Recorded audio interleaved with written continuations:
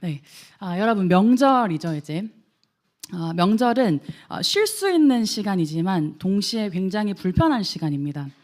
명절 밥상에는 어김없이 이런 질문들이 나오곤 하죠. 취업은 했니? 학교 합격했니? 결혼은 언제 할 거야? 연봉은 올랐니? 이건 좀 심하죠? 야, 너 좀 살 좀 빼야겠다. 이건 좀 우리는요 이런 소리를 들을 생각만 해도 스트레스를 받습니다. 명절은 마치 1년치 숙제 검사를 받는 듯한 시간입니다. 저에게도 그런 경험이 있어요. 제가 이제 결혼 반대를 되게 오랫동안 경험을 했잖아요. 8년 동안 그랬으니까. 그런 상황이라서 사실 결혼이 이제 안 되고 있는 건데, 친척들이 명절에 모인 상황에서 이제 이 반대 상황을 잘 모르는 건지 아니면 눈치가 없는 건지 이제 이렇게 물어보는 거예요. 승민이 결혼 언제 하니? 그러면 이제 저는 엄마 아빠의 눈치를 보느라 정신이 혼미해진 그런 이제 기억이 있습니다. 명절은 참 불편한 시간입니다. 사실 우리도 압니다. 우리가 떳떳한 이력서를 가지고 있다면 명절이 그렇게까지 힘들지 않을 거라는 걸요. 그러나 어쩌겠습니까? 우리 인생에는 내 뜻대로 되지 않는 일들이 너무나도 많습니다.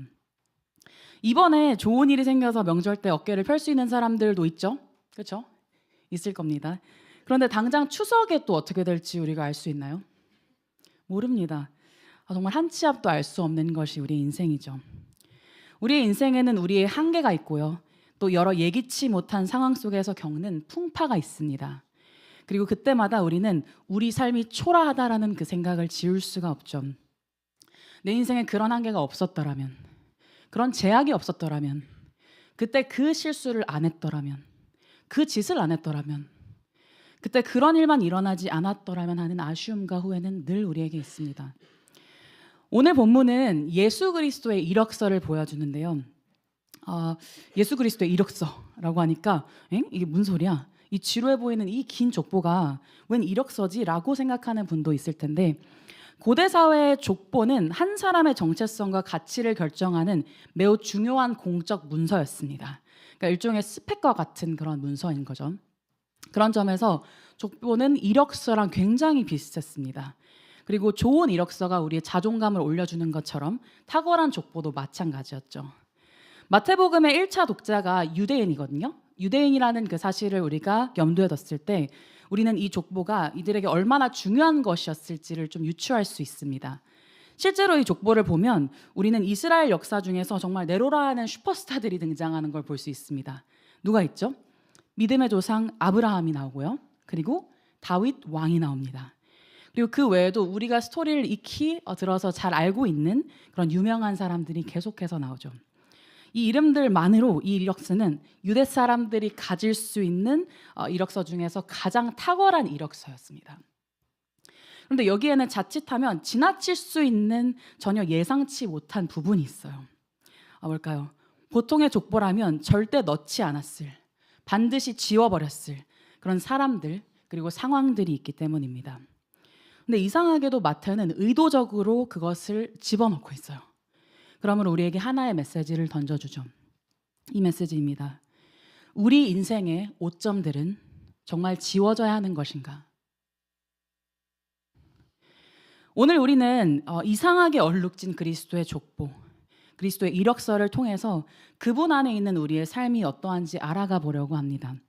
첫째는 우리의 존재에 대해서 말을 할 거고요. 그리고 두 번째로는 우리의 상황에 대해서 좀 이야기를 해보려고 합니다. 첫 번째로 우리의 존재에 대해서 함께 이야기를 해봅시다. 족보를 보면 첫 번째 타자로 아브라함이 등장을 하고 그 이후에 이삭 그리고 야곱이 이어집니다. 그리고 계속해서 남자들의 이야기가 이어지다가 사이사이에 다말, 라합, 룻 그리고 우리야의 아내라는 여성들이 등장을 하죠. 이거는 당대 사회를 고려했을 때 매우 파격적인 일이었습니다. 당대는 철저한 남성 중심 사회였고 족보는 아버지에서 아들로 이어지는 게 너무나도 당연했으니까요. 여성들의 인권은 지금과 같지 않았습니다. 사회적인 권리도 없었고요. 경제적인 자립은 더더욱 힘들었고요. 당연히 존중받지도 못했습니다. 내세워질 존재들은 더욱 아니었습니다. 그런데 여자들이 족보에 덩덩이 지금 이렇게 등장하고 있는 겁니다. 이것이 더 충격적인 이유는 이 여자들이 이방인들이었기 때문입니다. 족보에 여성을 넣으려고 했다면 사실 다른 좋은 옵션들도 있었어요. 우리가 잘 아는 아브라함의 아내 누구죠? 사라, 맞아요. 사라나 뭐 리브가, 레아, 라헬 이런 사람들 있죠. 이스라엘 역사 가운데서 굉장히 중요한 위치를 차지하는 여성들. 이 여성들을 넣는 것도 하나의 방법이었죠. 그런데 이 족보에는 선민의식을 가진 유대인들이 거들떠보지도 않을 이방인 여성들이 있는 겁니다. 이건 마치 이런 것과 같아요. 엄격한 종갓집 계보에 외국인 며느리가 쏙 들어가 있는 거죠. 그만큼 쇼킹한 일이라는 겁니다. 이 사실은 이들 한 명 한 명의 삶을 알 때 더 충격적입니다. 다말은 어떤 사람이었냐면 자신을 창녀로 속여서 시아버지와 잠자리를 가진 여인이었고요. 라합은 평생 따라다닐 기생이라는 꼬리표를 가진 여자였습니다. 그리고 룻은 율법이 여호와의 총애로부터 강력히 금지한 민족, 바로 그것이 모압이거든요. 모압 출신의 여인이었습니다. 그리고 밧세바는 다윗의 간음을 당한 피해자였죠. 이들은 가장 이력서와 같은 그 족보에는 올려져서는 안 될 그런 이름이었던 겁니다. 한번 이 넷 중에서 두 사람의 삶을 좀 구체적으로 살펴보기를 원하는데요. 첫 번째는 다말입니다. 다말은 어떤 사람이었을까요? 다말은 유다의 장남 엘과 결혼한 가나안 사람이었습니다. 이방인이라고 얘기를 했었죠. 근데 남편이 하나님 보시기에 악을 행해서 일찍 죽어버립니다. 아이 없이요. 그래서 관습에 따라서 둘째 아들이 이제 오난과 결혼을 합니다. 다말이요. 근데 둘째도 죽어버려요. 그리고 셋째가 남았죠. 근데 이때 시아버지였던 유다가 이 사실이 되게 두려웠나 봐요. 아들들이 계속 죽으니까요. 그러니까 막내 아들까지 죽어버릴까 봐 다말에게 주지 않고 친정으로 그를 쫓아보냅니다. 다말을 저주거리로 여겨서 사실 연을 끊으려고 했던 거죠. 이런 상황 속에서 가문의 대는 끊길 위험에 있었고 그런데 다말은 포기하지 않고 약속된 바를 얻기 위해서 어떤 작전을 짜죠. 그 작전은 뭐냐면 창녀로 변장을 해서 시아버지 유다에게 접근하는 겁니다. 그리고 관계를 맺고 그렇게 이제 일이 일어나죠. 그녀는 우리가 아마 지금 처음 들은 분들도 있을 텐데 아니 성경에 이런 이야기가 있다고? 이렇게 정말 우리가 말할 만큼 충격적인 행동을 한 사람이기도 합니다. 물론 그녀는 책임져야 할 사람이 책임을 지지 않아서 그런 상황적 한계 가운데서 부딪히고 힘들어한 사람이기도 하지만 동시에 그 가운데 죄악을 선택한 사람이기도 했으니까요. 그렇다면 밧세바는 어떨까요, 여러분? 밧세바는 다윗 왕의 충성스러운 장군 우리아의 아내였습니다. 그런데 남편이 전쟁터에 나간 사이에 하나님과의 관계가 망가져 있었던 다윗이 밧세바를 보고 권력을 이용해서 그녀를 자신의 침소로 부릅니다. 그리고 밧세바는 임신을 하게 됩니다. 다윗의 죄는 여기서 멈추지 않습니다. 그는 자신의 범죄를 은폐하기 위해서 우리아를 그 밧세바의 남편을요 전쟁의 최전방으로 보내어서 죽게 만듭니다. 밧세바는 졸지에 남편을 잃게 됩니다. 간음을 당하고요. 그리고 하나님의 역사로 첫 아이까지도 7일 만에 상실되게 되죠. 그녀는 권력에 의한 피해자였습니다. 자신의 잘못이 아닌 일로 크나큰 수치를 겪었던 사람이죠. 이 여자들은요 이렇게 말할 수 있을 것 같습니다. 존재적인 어떤 한계를 상징한다고요. 그리고 그 속에서 의도적으로 혹은 의도치 않게 인생의 쓴맛을 경험한 악을 경험한 사람들이었습니다. 여러분 그런데 우리의 삶이 이들의 삶과 크게 다르지 않다는 것을 여러분 아시나요? 우리의 존재에는 우리가 뜻하지 않은 한계가 있습니다. 여러분 중에 가정적인 한계를 가진 분들이 있을 거예요. 부모님이 어려서 이혼을 하시거나 일찍 돌아가신 경우도 있을 거고요. 가족의 질병 혹은 경제적인 부채가 있을 수도 있습니다. 그리고 가족 간에 굉장히 괴로운 관계가 있는 분들도 있을 거예요. 그리고 이것들은 정말이지 우리를 절망적이게 만듭니다. 가정적인 한계는 약간 내 인생은 시작부터 마이너스구나 이런 생각을 가지게 만들어요. 그리고 아마 여기에는 학벌이나 배경의 한계를 가진 분들도 있을 겁니다. 아무리 노력을 해도 취업에 있어서 유리천장을 계속해서 경험하는 분들이 있을 거고요. 그리고 부모님이 도와주고 뭔가 밀어주기는커녕 계속해서 짐만 되는 것 같아서 괴로운 분들이 있을 겁니다. 그리고 또 건강에 한계가 있는 분들이 있겠죠. 질병이 있거나 아니면 태생적으로 약한 체력으로 태어나서 남들이 막 달릴 때 결코 달릴 수 없고 지켜봐야만 하는 그런 상황 가운데 태어난 분들도 있을 거예요. 그리고 여러분은 그런 한계 때문에 다말과 같이 수치로 남을 행동들을 했을 수도 있습니다. 공허함을 채우기 위해서 중독과 쾌락을 선택했을 수도 있고요. 한계들을 핑계로 나만 정직해봤자 뭐해, 나만 잘 살아봤자 뭐해 라면서 세상의 악한 습관들을 그대로 반복했을 수도 있습니다. 그리고 당장의 이익을 위해서 여러분의 양심을 팔아넘겼던 적도 있겠죠. 또 여러분은 밧세바처럼 우리아의 아내요, 한계 때문에 내 탓이 아님에도 불구하고 억울한 일들을 당해봤을 수 있습니다. 차별을 당해본 사람들이 있을 수 있고요. 그리고 억울한 구설수에 시달린 분들도 있을 겁니다. 그리고 정서적으로 혹은 신체적으로 폭력을 당해본 사람들도 있을 거죠. 제가 되게 굵직굵직한 이야기를 지금 하고 있는 것처럼 느껴지시나요? 모두가 이런 경험이 있을 거라는 게 아마 믿기지 않는 분들이 있을 거예요. 근데 나 혼자만 알고 있기 때문에 나만 알고 있는 나의 비밀, 수치이기 때문에 우리는 이 일들이 남들에게는 없을 거라고 생각하곤 합니다. 근데 생각보다요, 정말 많이 우리 모두가 그러한 것들을 가지고 있어요. 이건 정말 제가 사역을 하게 되면서 피부로 와닿게 깨달은 부분입니다. 제가 이제 20대 때 이제 교회 언니로 있었을 때, 그때도 나름 이제 뭔가 사역자처럼 많은 것들을 막 하곤 했는데 그때도 사실은 되게 동생들이 자기의 어려움들이나 그런 것들을 많이 오픈했었거든요. 그래서 참 정말 삶이 쉽지 않구나라는 것을 알고 있었지만 사역자가 된 이후로는 그 무게가 정말 다르다라는 것을 실감하고 있습니다. 정말 우리의 삶이 한 명 한 명 다 어떤 짐을 가지고 있다는 거죠. 이런 일들은 평소에 우리를 건드리지 않다가 어느 순간 불현듯이 마음을 비집고 나타나서 우리를 괴롭게 만듭니다. 그러나 여러분, 중요한 것이 무엇일까요? 중요한 것은 이것을 하나님께서 어떻게 보시느냐, 바로 이것일 겁니다. 하나님은 면접을 보는 것처럼 우리의 흠을 찾아내서 불합격을 던지는 분이 아니십니다. 5점 투성이인 죄인들을 걸러내서 거절하시는 이가 아니십니다. 우리의 과거를 개조하려고 하시는 분도 아니십니다. 그분은 우리 모습 그대로 우리를 받아내시는 분이시죠. 여러분, 그 누구도 주목하지 않던 아웃사이더이자 죄인인 이 여자들을 당신의 족보에 기록하신 것을 보십시오. 이것은 하나님께서 이러한 우리와도 기꺼이 가족이 되어주신다라는 것을 의미합니다. 이것이 우리의 인생이 그리스도 안으로 편입될 때 우리가 비로소 누리는 유익이죠. 여기서 우리는 아브라함이 왜 족보에서 강조되고 있는지를 볼 수 있습니다. 그것은 아브라함에게 주신 약속과 관련이 있죠. 하나님이 아브라함에게 무슨 말씀을 하셨죠? 무슨 약속을 하셨죠? 땅의 모든 민족이 너로 말미암아 복을 받으리라, 이렇게 말씀을 하셨습니다.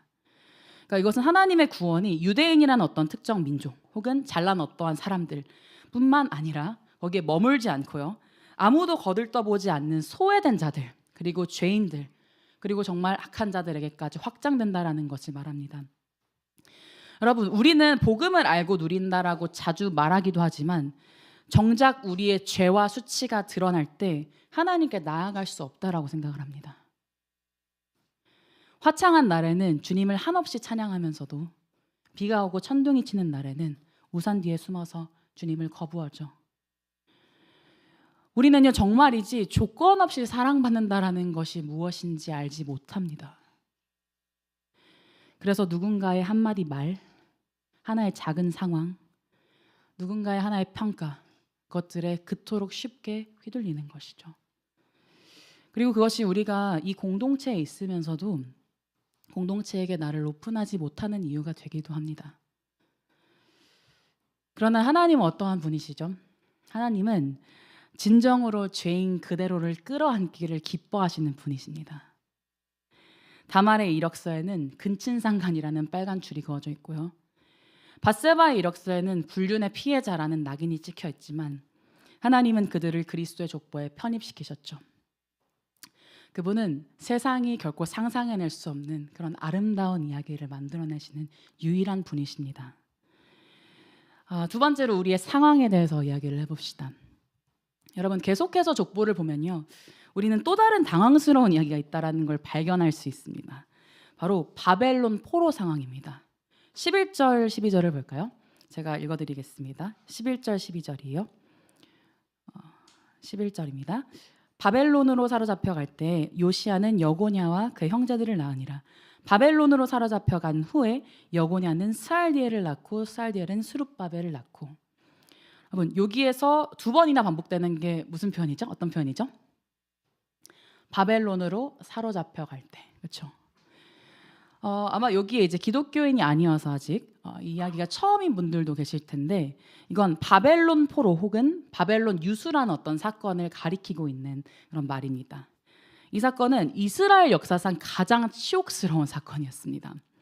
이건 족보에서는 꼭 빼야만, 정말 누락시켜야 할 만한 그런 이제 정보였던 거죠. 간단하게 이 이야기를 좀 설명을 해드릴게요. 당시 그 중동의 국제 상황은 아수르의 세력이 지고요. 그리고 신흥 강자인 바벨론이 등장하고 있는 그런 상황이었습니다. 그리고 유다는 눈에 보이는 이 큰 어떤 나라들 가운데서 누구를 의지해야 할지 뭔가 마음을 정하지 못하고 있는 그런 상황이었습니다. 근데 결국에는 그는 바벨론에게 뭔가 힘을 빌기보다 다른 강대국인 이집트를 의지합니다. 그리고 이집트를 의지하면서 바벨론에게 반기를 듭니다. 그래서 결국 어떻게 됐을까요? 이 바벨론으로부터 대규모 침공을 당하고 나라가 망하게 되는 일이 일어나죠. 성경은 이것이 위기 상황에서 하나님을 의지하지 않아서 발생한 결과라고 말을 합니다. 결국 BC 586년에 예루살렘은 함락되고 성전은 파괴되고요. 그리고 백성들은 바벨론으로 끌려가게 됩니다. 이것이 바벨론 포로기의 일이죠. 여러분, 이 시절이 한번 생각을 해봤으면 좋겠어요. 유대인들에게는 어떻게 느껴졌을까요? 이 역사가요. 여러분이 만약에 그 자리에 있었다면 여러분 이 사건을 어떻게 느끼셨을까요? 이건 단순히 전쟁에서 졌다라는 수준의 일이 아니라요, 모든 게 끝난 듯한 공포, 그리고 정체성의 붕괴였을 겁니다. 조상 대대로 물려받은 약속의 땅에서 쫓겨나서 낯선 언어, 낯선 음식, 낯선 사람들, 그리고 우상 신전이 가득한 그곳에서 살게 된 이들을 한번 생각을 해보십시오. 그들은 자신의 민족에 정말 많은 자부심을 가졌던 만큼 그 순간 가운데 자신이 그만큼 버려졌다라고 생각을 했을 겁니다. 고아가 된 것 같다고 생각을 했겠죠.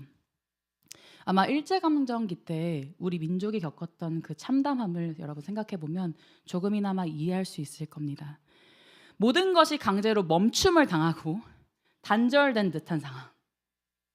그리고 무엇보다 하나님마저 자신들을 더 이상 돕지 않는 것 같은, 하나님마저 버리신 것 같은 그런 상황 가운데 이들이 놓인 겁니다. 여러분, 우리 인생에도요 이런 시간들이 있습니다. 꼭 있어요. 인생이 끊어진 것 같은 순간, 망한 것 같은 순간, 어떻게든 컨트롤 G 아니면 컨트롤 X를 해서 날려버리고 싶은 그런 인생의 순간들이 있습니다. 이런 순간들은 꼭 정말 약속한 듯 찾아와서 우리를 괴롭게 하죠. 여러분, 신방을 이지할 때 정말 생각보다 자주 이런 이야기들을 듣습니다. 전도사님, 저 이전 연애의 상처가 너무 커서 이제 더 이상 연애를 할 수 없을 것 같아요. 더 이상 그 누구도 만날 수 없을 것 같아요.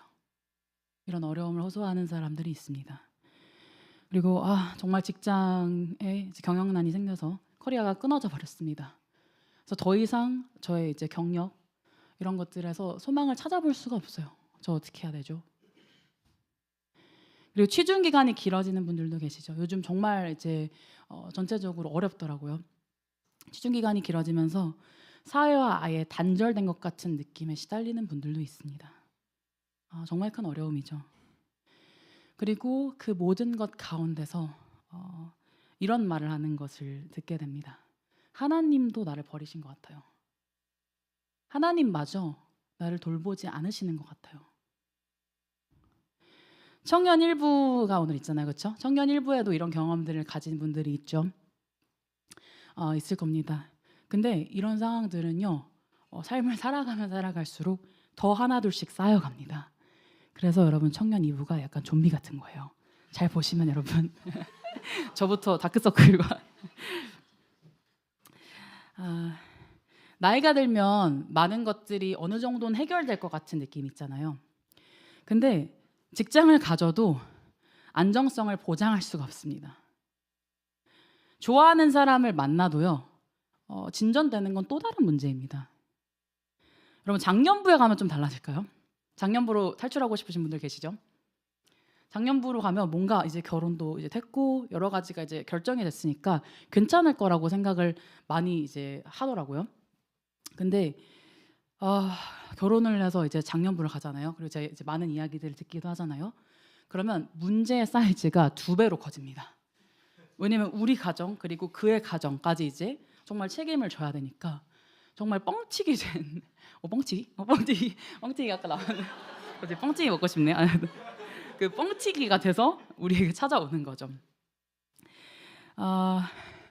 우리를 괴롭게 하는 상황은 정말 줄을 서서 우리를 기다리고 있습니다. 이것이 인생이죠.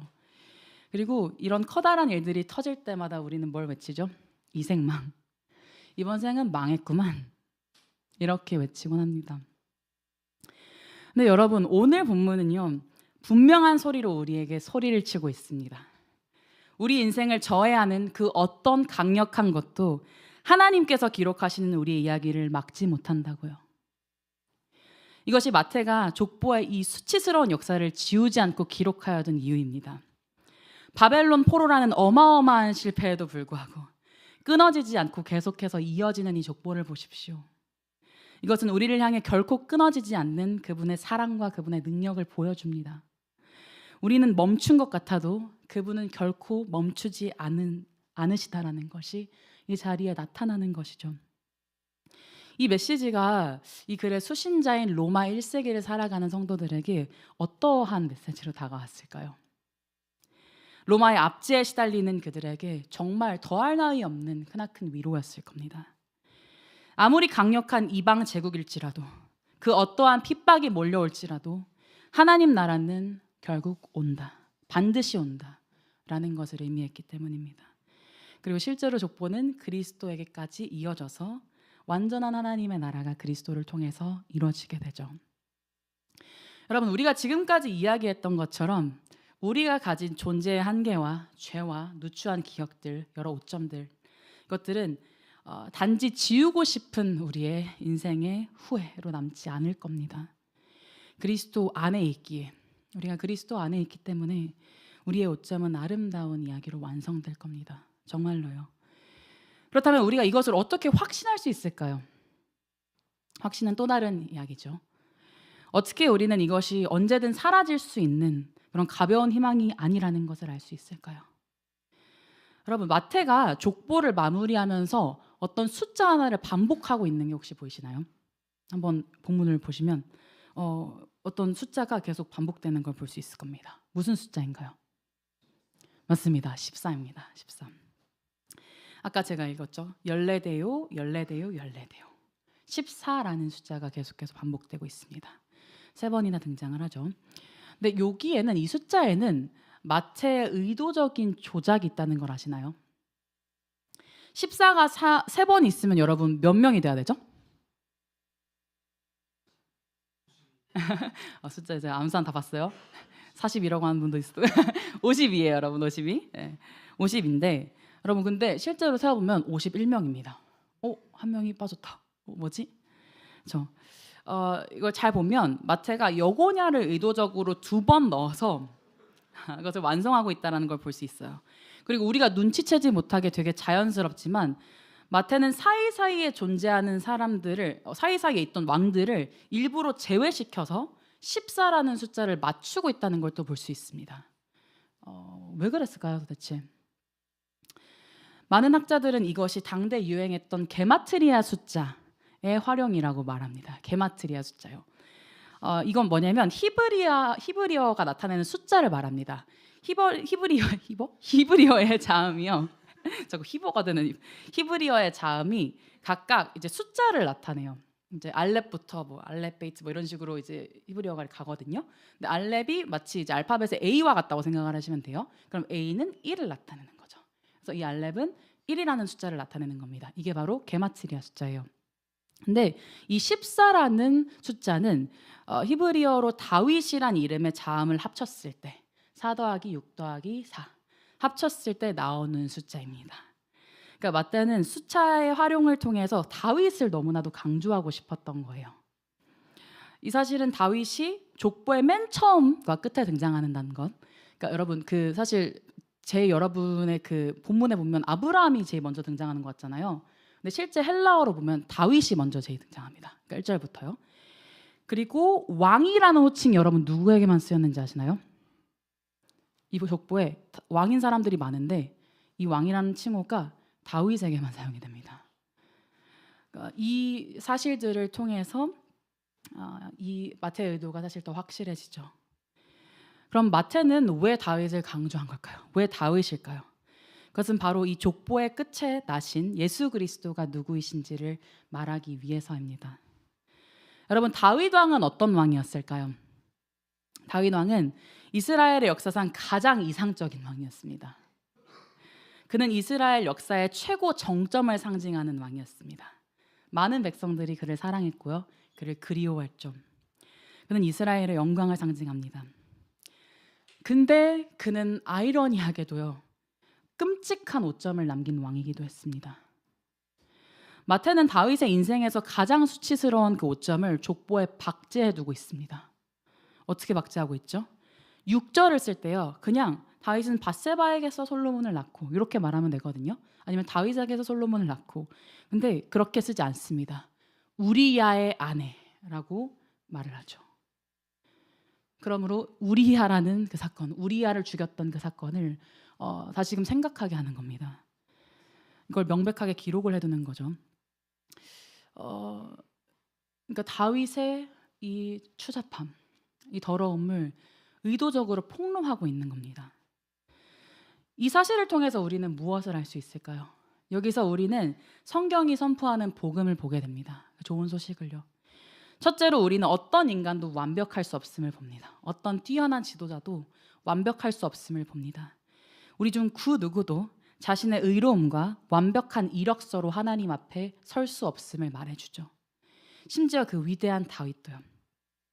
우리의 삶은 앞으로도 계속해서 이렇게 얼룩질 거예요. 동시에 우리는 다윗의 자손으로 오신 예수 그리스도께서 진정하고 완전한 그 왕으로 죄인들을 위해 오셨음을 보게 됩니다. 그분이 우리의 완전한 왕이시기에 그리고 우리가 그분의 백성이기 때문에 우리의 삶은 아름답게 될 수 있음을 보여주는 거죠. 여러분 신을 생각하면 우리는 어떠한 모습을 상상을 하나요? 그리스 로마 신화 여러분 생각을 해보시면 그렇죠? 여러분 그때 그 그림체 되게 예뻤던 때 있죠. 그리고 그림체 바뀌어가지고 망해버렸잖아요. 그림체 그 아름다웠던 때를 생각을 해보면 신하면 막 우아하고 위대하고 정말 탁월하고 아름다운 것 그것을 생각을 합니다. 사람들은요. 근데 예수 그리스도는 어떤 분이셨나요? 그분은 이미 완벽한 자신의 이력서에 수없이 많은 빨간 줄을 스스로 그으신 분이셨습니다. 그분은 하늘의 왕궁에 계셨던 분이셨는데 이 땅의 가장 낮은 냄새나는 구유로 찾아오셨습니다. 그는 누구나 동경하는 엘리트 코스가 아니라요. 아무도 거들떠보지 않는 변두리 마을 나사렛을 선택하셔서 찾아오셨습니다. 그래서 종교 지도자들은 나사렛에서 무슨 선한 것이 날 수 있냐라고 비웃었죠. 또 그는 예수님은요 상류층 네트워크랑 교류를 하면서 유유자적한 그런 시간들을 보내지 않으셨습니다.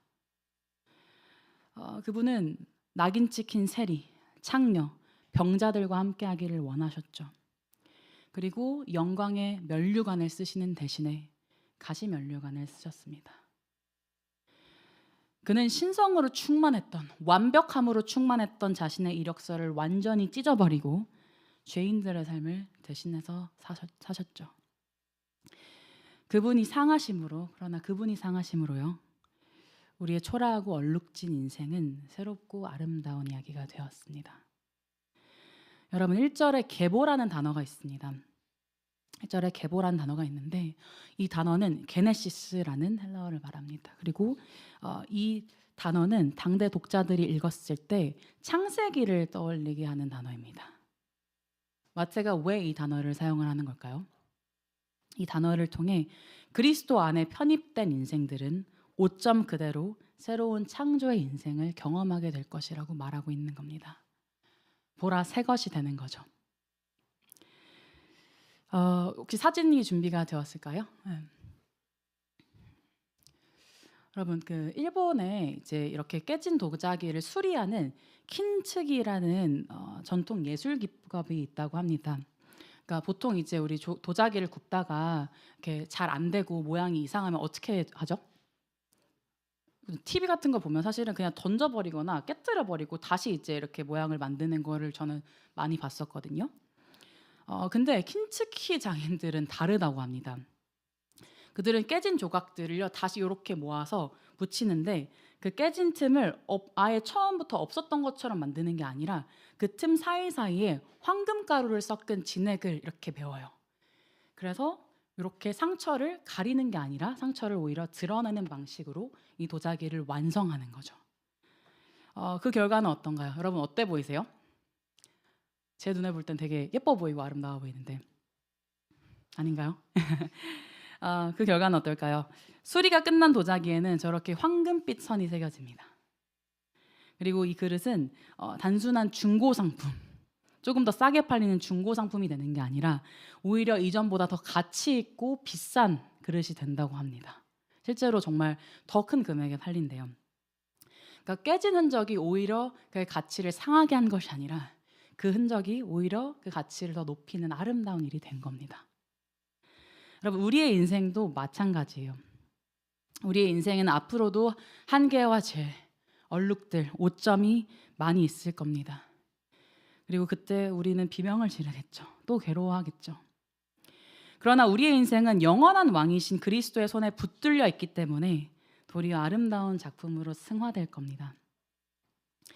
킨츠기 장인이 깨진 틈을 금으로 메우듯이 하나님께서 우리의 찢겨진 자존감 그리고 그 실패의 자리를 그리스도의 보혈로 아름답게 메우실 거예요. 그래서 더 이상 상처가 아니라 작품으로 여러분을 빚어가시는 거죠. 여러분 이 사실을 정말 신뢰했으면 좋겠습니다. 다말의 수치, 밧세바의 눈물, 바벨론 포로기라는 이스라엘의 실패 역사를 버리지 않고 일부러 기록하신 그 하나님의 선하신 그 은혜 안에서 여러분의 삶은 아름답게 빚어지는 과정 중에 있다라는 걸 여러분이 정말 믿었으면 좋겠습니다. 그러니까 여러분 이번 명절 있잖아요. 내일부터 이제 시작이 되잖아요. 이번 명절에 위축되지 말아 주셨으면 좋겠어요. 위축되지 말아 주세요. 누군가 여러분의 인생의 오점을 지적하거든 속으로 이렇게 대답을 해보세요. 맞아, 내 인생엔 여러 오점들이 있지. 그러나 내 이력서는 예수 그리스도의 손 안에 있어. 이제 내 오점은 가리고 싶은 내 흠이 아니라 오히려 하나님의 은혜가 머문 흔적이야. 이렇게 스스로에게 선포를 해보는 겁니다. 그리고 오늘 소그룹 때 한번 나눠보세요. 명절 때 여러분이 예상하는 어려움 그리고 그 어려움 가운데서 여러분이 어떻게 할 건지요. 다짐을 같이 나눠보는 거예요. 여러분이 그리스도 안에 있다면 여러분의 끊어진 것 같은 그 날들이 오늘 내일의 가장 반짝이는 아름다운 날들이 될 겁니다. 여러분 그 일을 가능케 하시는 예수 그리스도를 함께 바라봤으면 좋겠습니다. 우리 같이 찬양합시다.